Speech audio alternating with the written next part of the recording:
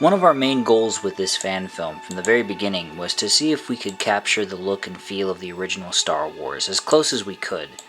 And that meant rather than using CG for our spaceships like this TIE Fighter flyby, we wanted to use models like they did in the original films.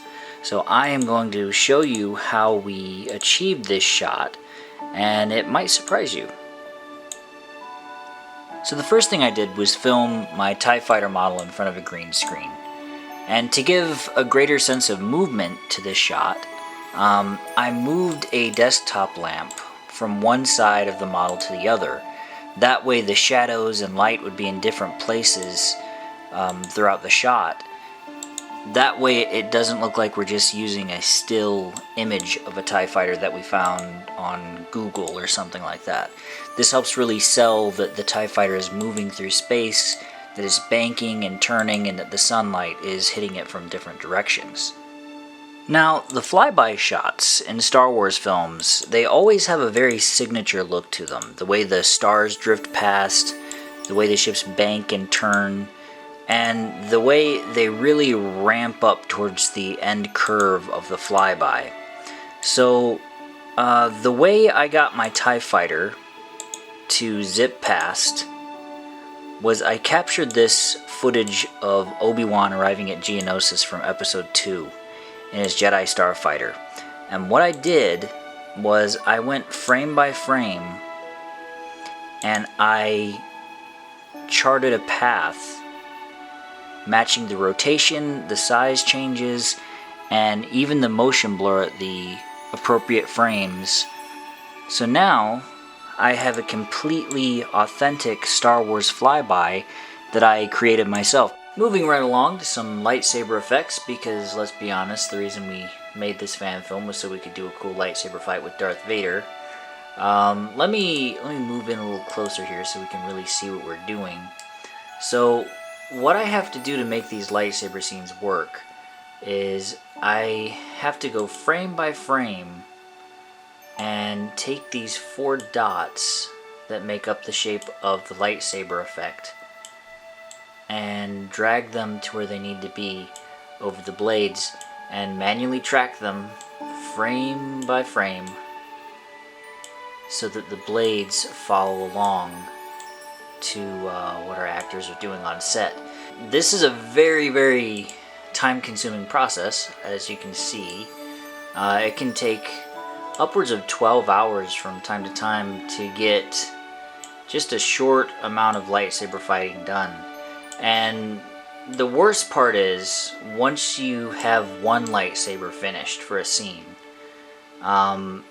you have that sickening realization that you're only halfway done because you've got 2 guys that you have to do their lightsabers for.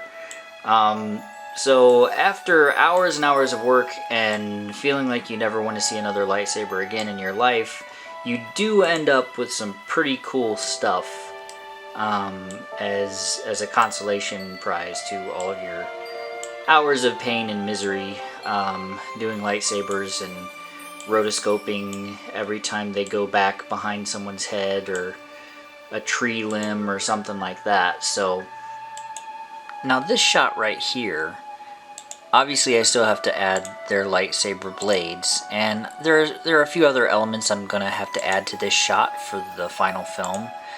But this is one of the most exciting visual effects shots for me personally in this entire film. And it's not just because it's another Darth Vader lightsaber shot. It's because these 2 actors were not only filmed states apart from each other, they were filmed years apart from each other. They're both separate green screen shots that we combined to make one cohesive fight scene. My friend Jessica, who plays the Padawan Kaya, she filmed her half of this scene back in 2020, and we just filmed the Vader half of the fight last Thursday. So just a couple of days ago we filmed the Vader section, and now for the first time I'm finally seeing the two of them on screen together like I storyboarded back in, I think, like 2019 or something like that. Now, in a lot of modern Star Wars fan films and even the prequels themselves, they did the blaster bolts very different compared to the original Star Wars. Now they're almost like little mini lightsabers that come flying out of the end of the guns. They have like a white hot center to them and are surrounded in color. But in the original Star Wars, they were just simple red blurry lines. So rather than do the more modern look, we decided to go old school with it since, you know, it's a classic Stormtrooper and we really wanted to get that classic vibe. So the original E11 blaster rifles, they were modified guns from World War II. They were surplus weapons.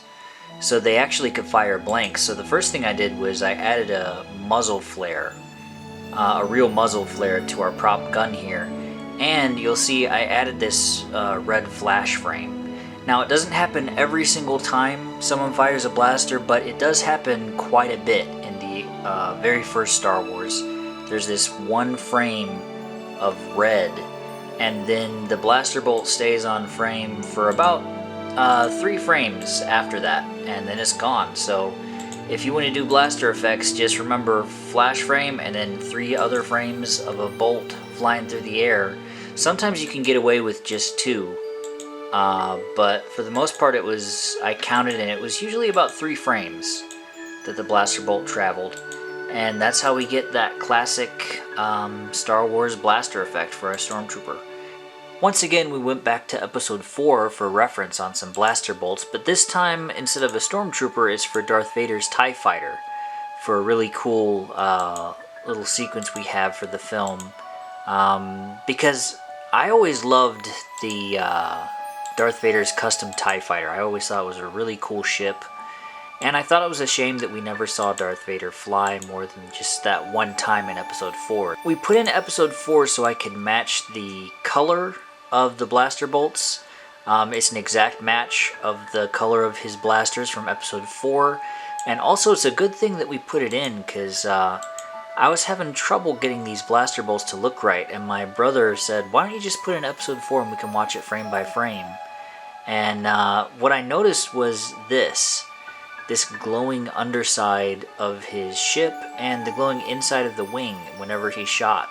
So I would have missed that little detail if we hadn't put it in, so I'm glad my brother suggested that. Also, I got the colors to be an exact match to his blasters from the film, so again, it's that little bit of authenticity that really kind of sells this and helps it look as much like a classic ILM shot as we can possibly manage. I really love these classic model spaceship shots, and we hope you guys are excited about this film as we are. We know it's a long time coming. We're still trying to get some scenes finished. As you can see, it takes a long time to do all these visual effects shots, so that's what's been taking so long.